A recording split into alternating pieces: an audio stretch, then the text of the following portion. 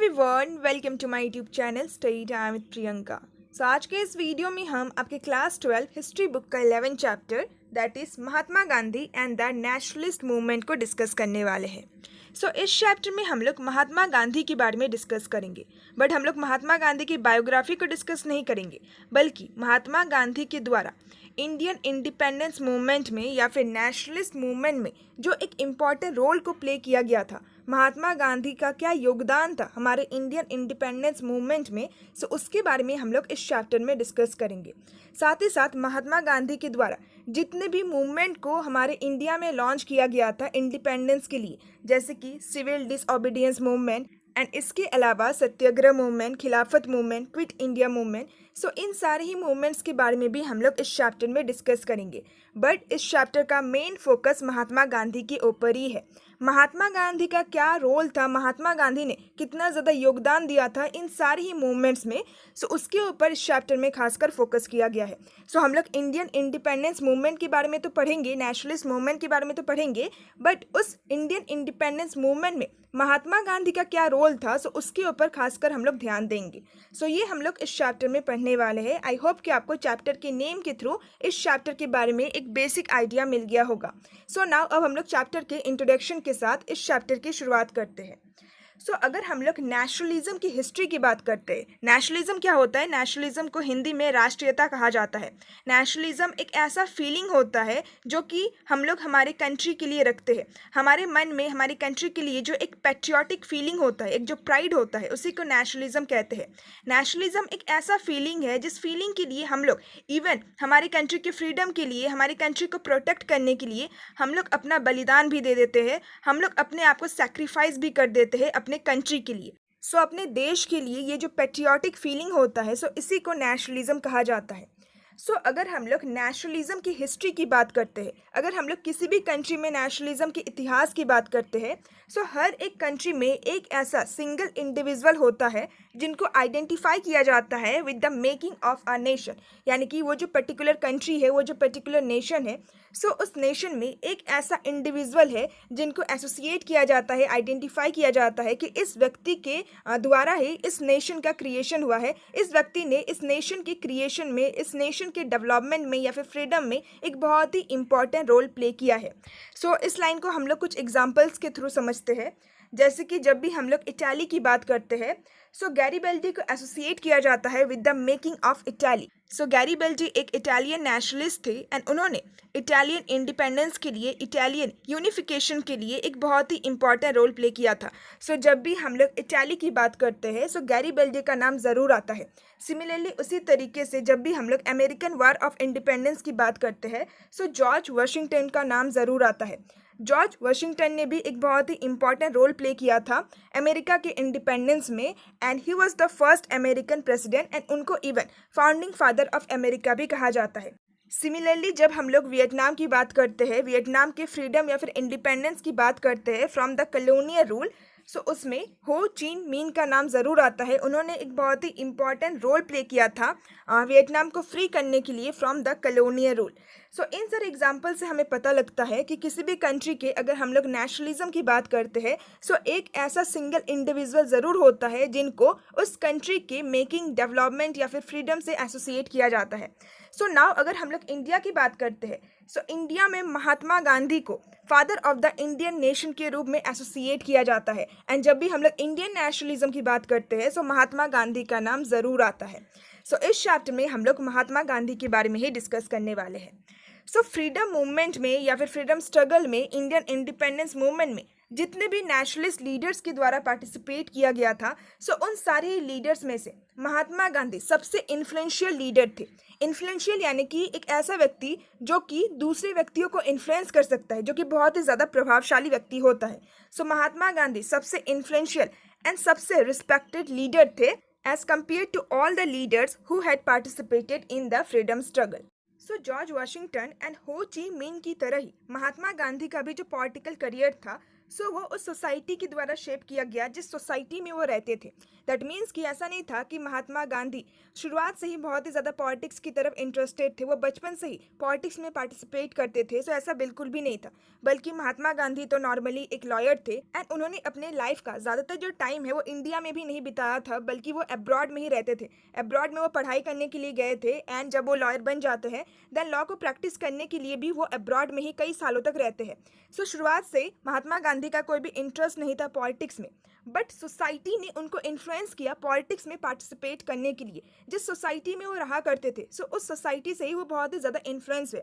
सो इसी वजह से ये कहा गया है कि महात्मा गांधी का जो पॉलिटिकल करियर है सो वो उस सोसाइटी के द्वारा शेप किया गया है जिस सोसाइटी में वो रहते थे। जब महात्मा गांधी साउथ अफ्रीका से इंडिया आते हैं एंड इंडिया में जिस कंडीशन को वो देखते हैं, जैसे सरकमस्टांसेस को देखते हैं, सो इन सारी चीज़ों को देखने के बाद वो मजबूर हो जाते हैं इंडियन इंडिपेंडेंस मूवमेंट में पार्टिसिपेट करने के लिए, नेशनलिस्ट मूवमेंट में पार्टिसिपेट करने के लिए। ना नेक्स्ट हमें बता रखा है कि आखिर हम लोग इस चैप्टर में क्या कुछ डिस्कस करने वाले हैं। सो 1915 से लेकर 1948 के बीच में महात्मा गांधी ने इंडिया में कौन से एक्टिविटीज़ को परफॉर्म किया था, महात्मा गांधी के द्वारा कौन से मूवमेंट को लीड किया गया था। सो उन सारी चीज़ों के बारे में हम लोग इस चैप्टर में डिस्कस करेंगे। साथ ही साथ महात्मा गांधी ने हमारे इंडियन सोसाइटी में जो अलग अलग सेक्शन के लोग थे, जो अलग अलग कास्ट, कम्युनिटी, रिलीजन के लोग थे, सो उनके साथ वो किस तरीके से इंटरेक्ट करते हैं, दूसरे कम्युनिटी के लोगों का महात्मा गांधी के साथ किस तरीके से इंटरेक्शन होता है, सो उसके बारे में भी हम लोग इस चैप्टर में डिस्कस करेंगे। साथ ही साथ महात्मा गांधी के द्वारा जितने भी पॉपुलर स्ट्रगल को किए गए हैं, ऐसे मूवमेंट जिन्होंने महात्मा गांधी को इंस्पायर किया है एंड ऐसे मूवमेंट जो कि महात्मा गांधी के द्वारा किया गया है, सो इन सारी चीज़ों के बारे में हम लोग इस चैप्टर में डिस्कस करने वाले हैं। सो इस चैप्टर में हम लोग इंडियन इंडिपेंडेंस मूवमेंट के बारे में तो पढ़ेंगे, बट उस मूवमेंट में महात्मा गांधी का जो रोल था सो उसके बारे में हम लोग खासकर फोकस करते हुए पढ़ेंगे। सो आई होप कि आपको इस चैप्टर का इंट्रोडक्शन समझ में आ गया होगा। सो नाउ अब हम लोग इस चैप्टर के फर्स्ट टॉपिक को डिस्कस करते हैं, जिस टॉपिक का नाम है अ लीडर अनाउंस हिमसेल्फ। सो इस टॉपिक में हम लोग डिस्कस करेंगे कि किस तरीके से महात्मा गांधी एक नॉर्मल लॉयर से एक नेशनलिस्ट लीडर बन जाते हैं एंड किस तरीके से फिर वो इंडियन इंडिपेंडेंस मूवमेंट में एक बहुत ही इंपॉर्टेंट रोल को प्ले करते हैं। सो जनवरी 1915 में मोहनदास करमचंद गांधी यानी कि महात्मा गांधी अपने होमलैंड वापस लौटते हैं, यानी कि इंडिया वापस लौटते हैं after 2 decades of residence abroad. So as I said कि महात्मा गांधी ने अपना ज़्यादातर जो टाइम है वो अब्रॉड में ही बिताया था। सो लगभग 2 डिकेड्स यानी कि 20 ईयर्स से भी ज़्यादा के टाइम पीरियड तक वो बाहर रहे थे एंड फाइनली जनवरी 1915 में वो अपने होमलैंड यानी कि इंडिया वापस लौटते हैं। सो महात्मा गांधी अपना ज़्यादातर जो ईयर्स है यानी कि ज़्यादातर जो साल है सो वो साउथ अफ्रीका के ही अलग अलग पार्ट्स में स्पेंड करते हैं। सो बेसिकली महात्मा गांधी 1893 में साउथ अफ्रीका जाते हैं एक लॉयर के रूप में एंड फाइनली जनवरी 1915 में वो इंडिया वापस लौटते हैं, यानी कि लगभग 22 ईयर्स वो साउथ अफ्रीका में बिताते हैं। सो ये जो 22 ईयर्स का टाइम पीरियड था सो उसी दौरान साउथ अफ्रीका में रहने वाले जो इंडियन कम्युनिटी के लोग थे, सो महात्मा गांधी इंडियन कम्युनिटी के लोगों के एक लीडर के रूप में इमर्ज होते हैं साउथ अफ्रीका में। सो महात्मा गांधी के द्वारा साउथ अफ्रीका में कई सारे इंपॉर्टेंट वर्क्स को किया जाता है, अभी हम लोग डिस्कस भी करेंगे। सो एक हिस्टोरियन थे जिनका नाम था चंद्र देवानेशन। सो उनके द्वारा ये रिमार्क किया गया है that South Africa was the making of the Mahatma, यानी कि जब महात्मा गांधी साउथ अफ्रीका गए थे सो वो मोहनदास करमचंद गांधी के रूप में गए थे, एक लॉयर के रूप में गए थे, बट साउथ अफ्रीका में ही मोहनदास करमचंद गांधी को महात्मा बनाया, यानी कि साउथ अफ्रीका में ही महात्मा गांधी का जो पॉलिटिकल करियर था उसकी शुरुआत होती है। साउथ अफ्रीका में जो भी इनजस्टिस हो रहा था इंडियन कम्युनिटी के लोगों के साथ एंड जो black people and white people के बीच में जो डिफरेंसेस था, सो इन सारी चीज़ों के खिलाफ महात्मा गांधी ने फर्स्ट टाइम साउथ अफ्रीका में ही प्रोटेस्ट किया था। सो साउथ अफ्रीका में ही मोहनदास करमचंद गांधी को महात्मा गांधी बनाया था। सो इसी वजह से इस हिस्टोरियन के द्वारा ये रिमार्क किया गया है। सो नाउ अब हम लोग उन सारे रीजंस के बारे में पढ़ेंगे जिसकी वजह से चंद्रन के द्वारा ये कहा गया है कि साउथ अफ्रीका में ही महात्मा गांधी बनते हैं। सो वो साउथ अफ्रीका ही था जहाँ पे महात्मा गांधी ने फर्स्ट टाइम अपना जो बहुत ही विशेष टेक्निक है नॉन वायलेंट प्रोटेस्ट का, जिसको हम लोग जनरली सत्याग्रह कहते हैं, सो महात्मा गांधी ने फर्स्ट टाइम साउथ अफ्रीका में ही इस टेक्निक को यूज़ किया था, इस टेक्निक को डेवलप किया था। So as we all know that कि महात्मा गांधी ने हमेशा से नॉन वायलेंट प्रोटेस्ट के रास्तों पे ही चला है। महात्मा गांधी का ये कहना था कि अगर हमें किसी बुरे चीज़ के अगेंस्ट में प्रोटेस्ट भी करना है, विरोध भी करना है, तो इसके लिए हमें नॉन वायलेंट तरीकों का इस्तेमाल करना चाहिए, अहिंसा का इस्तेमाल करना चाहिए। हिंसा से कुछ भी नहीं होगा, वायलेंस तरीके से कुछ भी नहीं होगा, इससे हमारा ही हार्म होगा। सो महात्मा गांधी हमेशा से नॉन वायलेंस के रास्तों पे ही चले हैं एंड इनका ये जो टेक्निक था नॉन वायलेंट प्रोटेस्ट का, सो इसी को सत्याग्रह कहा जाता है, यानी कि हमें सत्य के रास्ते पे चलना है। अगर हम लोग सत्य के रास्ते पे चलेंगे एंड बिना वायलेंस के द्वारा अगर हम लोग प्रोटेस्ट करेंगे, सो एट द एंड जीत हमारी ही होगी। सो ये जो आइडिया था, ये जो टेक्निक था, सो ये महात्मा गांधी ने फर्स्ट टाइम साउथ अफ्रीका में ही डेवलप भी किया था और यूज़ भी किया था। इसके अलावा साउथ अफ्रीका में ही उन्होंने फर्स्ट टाइम हार्मनी को प्रमोट किया था बिटवीन रिलीजन। सो अलग अलग रिलीजन के लोग एक साथ यूनाइट होकर रहे। सो ये जो आइडिया था, ये भी महात्मा गांधी के द्वारा फर्स्ट टाइम साउथ अफ्रीका में ही प्रमोट किया गया था। एंड इन सब के अलावा महात्मा गांधी ने फर्स्ट टाइम साउथ अफ्रीका में रहने वाले जो अपर कास्ट के इंडियन पीपल थे एंड वो लोग जिस तरीके से लोअर कास्ट इंडियन एंड जो वुमेन पीपल थे जो साउथ अफ्रीका में रहते थे, सो उनके साथ जिस तरीके से डिस्क्रिमिनेटरी ट्रीटमेंट करते थे, यानी कि अपर कास्ट इंडियंस उनके साथ बहुत ही ज़्यादा भेदभाव करते थे, उनके साथ डिफरेंट ट्रीटमेंट करते थे। सो महात्मा गांधी ने फर्स्ट टाइम साउथ अफ्रीका में ही उन सारे अपर कास्ट इंडियंस को अलर्ट किया था, उन सारे लोगों को अवेयर किया था कि ऐसा नहीं करना चाहिए। एंड इन सब के अलावा साउथ अफ्रीका में जो ब्लैक पीपल होते थे उनके साथ जो डिस्क्रिमिनेटरी ट्रीटमेंट होता था, सो इसके अगेंस्ट में महात्मा गांधी ने वहाँ पे प्रोटेस्ट किया था, सत्याग्रह के टेक्निक को यूज़ किया था। सो इन सारी चीज़ों की वजह से ही साउथ अफ्रीका में जो मोहनदास करमचंद गांधी थे, सो वो महात्मा गांधी बनते हैं। सो इन्हीं सारी रीजंस की वजह से ये कहा गया है that South Africa was the making of the Mahatma. Next हमें बता रखा है about the situation in India in 1915। सो जब महात्मा गांधी 1915 में इंडिया वापस लौटते हैं, सो इंडिया में कैसा सिचुएशन था। So as we have discuss कि महात्मा गांधी 1915 में इंडिया वापस लौटते हैं। सो जिस इंडिया को वो 1893 में छोड़ के गए थे, सो वो इंडिया एंड जब वो 1915 में इंडिया वापस आते हैं, सो उस इंडिया में बहुत ज़्यादा डिफरेंस था। क्या डिफरेंस था? सो जब महात्मा गांधी 1893 में इंडिया से बाहर गए थे, सो तब भी इंडिया ब्रिटिशर्स का कॉलोनी था। एंड जब महात्मा गांधी 1915 में इंडिया वापस आते हैं, सो तब भी इंडिया ब्रिटिशर्स का ही कॉलोनी रहता है। बट डिफरेंस हमें ये देखने को मिलता है कि 1915 में पॉलिटिकल सेंस में इंडिया बहुत ही ज़्यादा एक्टिव हो गया था। सो ये महात्मा गांधी को एक मेजर डिफरेंस देखने को मिलता है। सो जैसे कि 1885 में ही इंडियन नेशनल कांग्रेस को फाउंड किया गया था, बट 1915 तक इंडियन नेशनल कांग्रेस का ब्रांचेस हमें ज़्यादातर इंपॉर्टेंट सिटीज़ एंड टाउन्स में देखने को मिलते हैं। एंड 1905 से लेकर 1907 के बीच में इंडिया में जो स्वदेशी मूवमेंट को लॉन्च किया गया था, जो कि पार्टीशन ऑफ बंगाल का एक रिस्पॉन्स था। सो 1905 में बंगाल का पार्टीशन कर दिया जाता है। सो उसी के अगेंस्ट में, उसी के रिस्पॉन्स में इंडियन लीडर्स के द्वारा स्वदेशी मूवमेंट को लॉन्च किया जाता है। सो स्वदेशी मूवमेंट के थ्रू इंडिया में रहने वाले जो मिडिल क्लास पीपल थे, सो वो भी नेशनलिस्ट मूवमेंट में पार्टिसिपेट करते हैं। सो ये भी एक मेजर डिफरेंस गांधी जी को देखने को मिलता है कि इंडिया में रहने वाले इवन जो मिडिल क्लास पीपल थे, सो वो लोग भी धीरे धीरे इंडियन इंडिपेंडेंस मूवमेंट में पार्टिसिपेट कर रहे थे। एंड इसी मूवमेंट के थ्रू, यानी कि स्वदेशी मूवमेंट के थ्रू ही कुछ बहुत ही इंपॉर्टेंट रेडिकल एज लीडर्स का भी इमर्जेंस होता है, जिनको जनरली एक्सट्रीमिस्ट लीडर्स कहा जाता है। सो पहले है लाला लाजपत राय ऑफ पंजाब, दूसरे है बाल गंगाधर तिलक ऑफ महाराष्ट्र एंड तीसरे है बिपिन चंद्र पाल ऑफ बंगाल। सो इन तीनों ही एक्सट्रीमिस्ट लीडर को कलेक्टिवली लाल, बाल एंड पाल कहा जाता है। सो इससे हमें यह भी पता लगता है कि स्वदेशी मूवमेंट में ऑल इंडिया पार्टिसिपेट कर रहा था, क्योंकि अगर आप लोग इन तीनों ही लीडर्स के नेटिव प्रोविंसेस को देखेंगे, सो एक जो है वो पंजाब से बिलोंग करता है, दूसरा महाराष्ट्र से एंड तीसरा बंगाल से। सो ये तीनों ही जो प्रोविंस है, ये एक दूसरे से बहुत ज़्यादा दूर है। सो इससे हमें ये पता लगता है कि स्वदेशी मूवमेंट में ना सिर्फ पर्टिकुलर टेरिटरी पार्टिसिपेट करता है, पर्टिकुलर जो इंडियन प्रोविंस है वो पार्टिसिपेट करता है, बल्कि इसमें हमें ऑल इंडियन पार्टिसिपेशन देखने को मिलता है। तभी अलग अलग प्रोविंसेस के अलग अलग जो लीडर्स है, वो इस मूवमेंट के थ्रू एक इंपॉर्टेंट लीडर के रूप में इमर्ज होते हैं। ना नेक्स्ट हम डिफरेंस देखेंगे between the moderates and extremist. So ये पॉइंट बहुत ही ज़्यादा इंपॉर्टेंट है कि मॉडरेट लीडर्स किन लोगों को कहा जाता है एंड एक्सट्रीमिस्ट लीडर किन लोगों को कहा जाता है।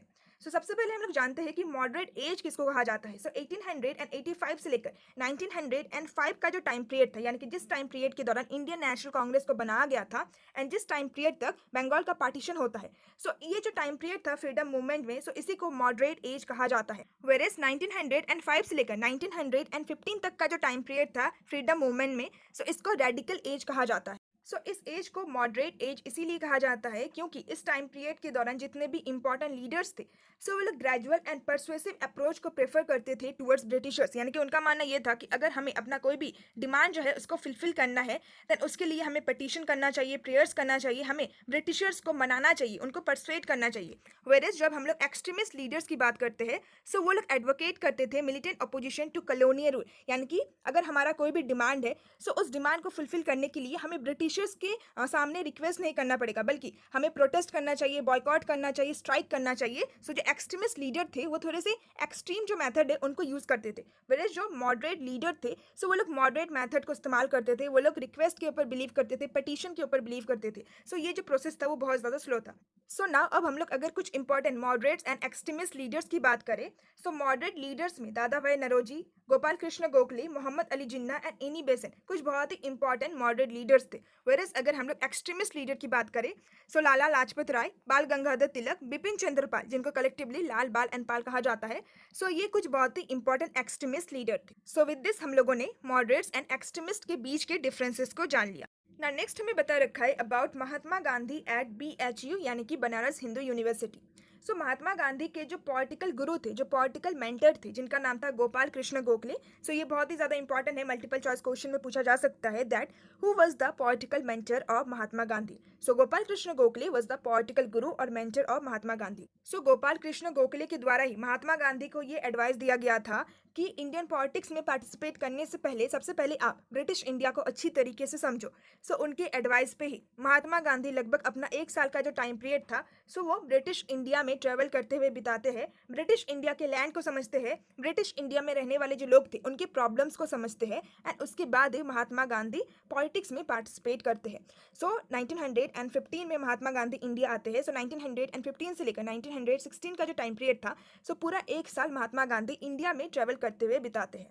सो महात्मा गांधी को इनवाइट किया गया था in the opening of the Banaras Hindu university in February 1916। So जब महात्मा गांधी को BHU यानी कि बनारस हिंदू यूनिवर्सिटी की ओपनिंग में इनवाइट किया जाता है, सो वो उनका पहला मेजर पब्लिक अपीयरेंस था, यानी कि वो उनका पहला मेजर पब्लिक मीटिंग था ना। नेक्स्ट अगर हम लोग दूसरे कुछ लोगों की बात करें जिनको बनारस हिंदू यूनिवर्सिटी की ओपनिंग में इनवाइट किया गया था, सो इस इवेंट में कई सारे प्रिंसेस एंड कई सारे फिलेंथ्रोपिस्ट को इनवाइट किया गया था, जिनके डोनेशन के द्वारा ही BHU का फाउंडेशन होता है, BHU को फाउंड किया जाता है, यानी कि बनाया जाता है। एंड इन सारे प्रिंसेस एंड फिलेंथ्रोपिस्ट के अलावा, सो फिलेंथ्रोपिस्ट बेसिकली समाज सेवक को कहा जाता है, जो कि समाज के सेवा के लिए डोनेशन वगैरह प्रोवाइड करते हैं। सो इन सारे लोगों के अलावा कांग्रेस के जो इंपॉर्टेंट लीडर्स थे, जैसे कि एनी बेसेंट, जो कि पहली वुमेन प्रेसिडेंट भी थी इंडियन नेशनल कांग्रेस की, सो उनको भी इन्वाइट किया जाता है। सो इन सारे लोगों के कंपैरिजन में महात्मा गांधी बिल्कुल अननोन थे, बिल्कुल अनजान थे। सो महात्मा गांधी के द्वारा साउथ अफ्रीका में जो कुछ भी काम किया गया था, सो उसके बेसिस पे ही उनको उस ओपनिंग में इनवाइट किया जाता है, ना कि इंडिया में उनका कैसा स्टेटस था उसके बेसिस पे। सो महात्मा गांधी के द्वारा साउथ अफ्रीका में जो कुछ भी काम किया गया था, सो उसके बेसिस पे ही महात्मा गांधी को BHU के ओपनिंग में इन्वाइट किया जाता है, एंड वो उनका पहला मेजर पब्लिक अपीयरेंस होता है ना। नेक्स्ट हमें बता रखा है about the speech of Mahatma Gandhi at BHU। So Mahatma Gandhi के द्वारा बनारस हिंदू यूनिवर्सिटी में एक स्पीच को भी दिया जाता है। सो नेक्स्ट हमें उसके बारे में बता रखा है। सो ये उनका पहला स्पीच था, फर्स्ट टाइम वो इंडिया में इतने सारे लोगों को स्पीच दे रहे थे, एंड इस स्पीच में उनके द्वारा कुछ मेजर इशूज़ के ऊपर फोकस किया गया है। जैसे कि महात्मा गांधी ने अपने स्पीच में इंडिया में रहने वाले जो एलाइट पीपल थे, यानी कि ऊंचे वर्ग के जो लोग थे या फिर जितने भी रिच पीपल थे, सो उनके ऊपर महात्मा गांधी ने टारगेट किया। महात्मा गांधी के द्वारा ये कहा गया कि इंडिया में रहने वाले जो एलिट वर्ग के लोग हैं, सो वो लोग बिल्कुल भी कंसर्न नहीं है फॉर द लेबरिंग पोर, यानी कि इंडिया में रहने वाले लेबर करने वाले जो पोर पीपल है, सो उनके प्रति रिच पीपल के मन में बिल्कुल भी भावना नहीं है, वो लोग बिल्कुल भी कंसर्न नहीं है। सो इस चीज़ के ऊपर महात्मा गांधी ने टारगेट किया। साथ ही साथ महात्मा गांधी के द्वारा ये भी कहा गया कि इंडिया में ये जो नेशनलिज्म है, सो ये सिर्फ और सिर्फ एलाइट फेनोमेनन है, ये सिर्फ और सिर्फ लॉयर्स, डॉक्टर्स एंड लैंडलॉर्ड्स का क्रिएशन है। यानी कि इंडिया में नेशनलिज्म का जो ये प्रोसेस था, सो ये 20th सेंचुरी में ही स्टार्ट हो जाता है, 1900 से ही ये स्टार्ट हो जाता है। पहले मॉडरेट फेज रहता है, फिर एक्सट्रीमिस्ट फेज रहता है। सो महात्मा गांधी के द्वारा ये कहा गया कि इंडिया में जो इंडियन नेशनलिज्म है, सो इसमें तो सिर्फ और सिर्फ जो इंपॉर्टेंट लॉयर्स है, डॉक्टर्स है, जो लैंडलॉर्ड्स है, सो वही लोग पार्टिसिपेट कर रहे हैं। इंडिया में रहने वाले जो मेजोरिटी ऑफ पीपल है, जो कि लेबरिंग पोर है, जो कि पीजेंट्स है, सो वो लोग तो इस नेशनलिज्म में पार्टिसिपेट ही नहीं कर रहे। सो किस तरीके से आप इसको इंडियन नेशनलिज्म कह सकते हैं?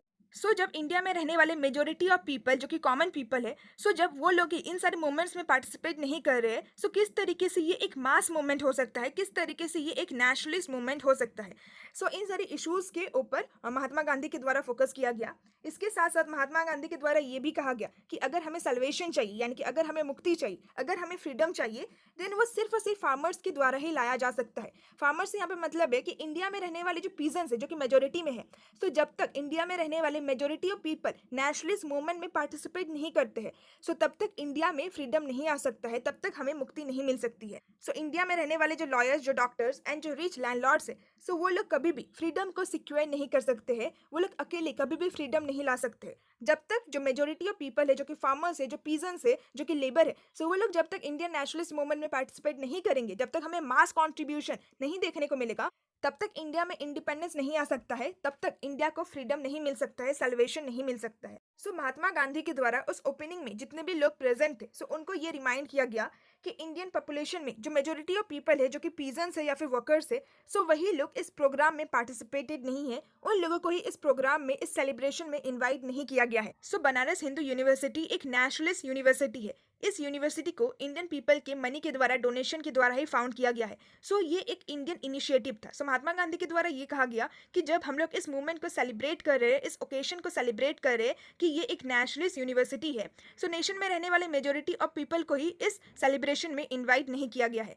इन सारे इश्यूज के ऊपर महात्मा गांधी के द्वारा फोकस किया गया। एंड महात्मा गांधी का ये जो फर्स्ट स्पीच था, वो कहीं ना कहीं पहला पब्लिक अनाउंसमेंट भी था to make Indian nationalism more probably representative of the Indian people as a whole. यानी कि महात्मा गांधी का ये डिजायर है कि वो इंडियन नेशनलिज्म को और ज़्यादा रिप्रेजेंटेटिव बनाए, यानी कि इंडिया में रहने वाले जो कॉमन पीपल है, वो लोग भी इंडियन नेशनलिज्म में पार्टिसिपेट करें। ये कहीं ना कहीं महात्मा गांधी का एक पहला पब्लिक अनाउंसमेंट भी था। ये स्पीच महात्मा गांधी के द्वारा दिया गया था। नेक्स्ट हमें बता रखा है about the annual session of Congress, जो कि दिसंबर 1916 में हुआ था।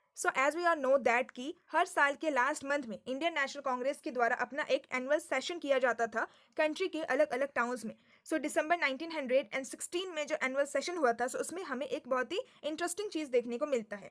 उस साल के लास्ट मंथ में, यानी कि दिसंबर 1916 में, महात्मा गांधी को एक बहुत ही अच्छा अपॉर्चुनिटी मिलता है, जिसके थ्रू महात्मा गांधी का जो डिज़ायर था, उसको प्रैक्टिस में लाया जा सकता था। यानी कि महात्मा गांधी ने अपने स्पीच में अपना जो डिसीजन दिया था कि हम ये जो इंडियन नेशनलिज्म मूवमेंट है, इसको और ज़्यादा पब्लिक बनाएंगे ताकि मास पार्टिसिपेशन हो। इस चीज़ को प्रैक्टिस में लाने का बहुत ही अच्छा मौका मिल गया था महात्मा गांधी को। जब लखनऊ में दिसंबर 1916 में कांग्रेस का एनुअल सेशन हुआ था, उस दौरान चंपारण, जो कि बिहार में है, वहाँ पे रहने वाले एक जो पीजन थे, वो महात्मा गांधी के पास पहुँचते हैं एंड उनको बताते हैं about the harsh treatment of pigeons by the British Indigo planters. Champaran में रहने वाले जो पीजन्स थे, जो कि इंडिगो को प्लांट्स करते थे, उनके साथ ब्रिटिश इंडिगो प्लांटर्स बहुत ही ज़्यादा हार्श ट्रीटमेंट करते थे। ये जो पीजन था, वो महात्मा गांधी को अपने सारे प्रॉब्लम्स को बताते हैं एंड वो ये चाहते थे कि महात्मा गांधी उनके साथ बिहार जाए, चंपारण जाए एंड इस प्रॉब्लम को सॉल्व करे। यही महात्मा गांधी का पहला सत्याग्रह मूवमेंट भी बन जाता है। 1917 में महात्मा गांधी के द्वारा चंपारण सत्याग्रह किया जाता है, जिसके बारे में हम लोग नेक्स्ट टॉपिक में डिस्कस करेंगे। एंड चंपारण सत्याग्रह के साथ साथ महात्मा गांधी के द्वारा और जितने भी शुरुआत की मूवमेंट्स को लीड किया जाता है, उन सारी चीज़ों के बारे में हम लोग सेकंड टॉपिक में डिस्कस करेंगे अपने सेकंड वीडियो में। With this first topic complete होता है। आई होप कि आपको चैप्टर का इंट्रोडक्शन एंड फर्स्ट टॉपिक बहुत ही अच्छी तरीके से समझ में आ गया होगा।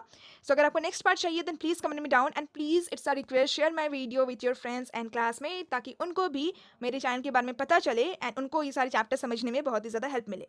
एंड अगर अभी तक आप लोगों ने क्लास 12 हिस्ट्री के दूसरे चैप्टर्स के एक्सप्लेनेशन वीडियोस को नहीं देखा है देन प्लीज़ ज़रूर देख लीजिएगा। मैंने बहुत ही अच्छी तरीके से हर एक लाइन को एक्सप्लेन किया है, जो कि आपके एग्जाम पॉइंट ऑफ व्यू से बहुत ही ज़्यादा इंपॉर्टेंट है। अगर आप अपने एग्जाम में अच्छे मार्क्स स्कोर करना चाहते हो देन आपको अपने क्लास 12 हिस्ट्री के एनसीईआरटी बुक्स को लाइन बाय लाइन पढ़ना ही पड़ेगा। इसी वजह से मैं बहुत ही डिटेल वे में एक्सप्लेन करती हूँ, लाइन बाय लाइन एक्सप्लेन करती हूँ। आई होप कि आपको मेरा एक्सप्लेनेशन अच्छा लगता है। विद दिस आज के इस वीडियो को एंड करते हैं। If you find this video helpful then please don't forget to like, share and subscribe. Now see also in my next video. Till then bye bye and stay tuned with my channel and thanks for watching my video.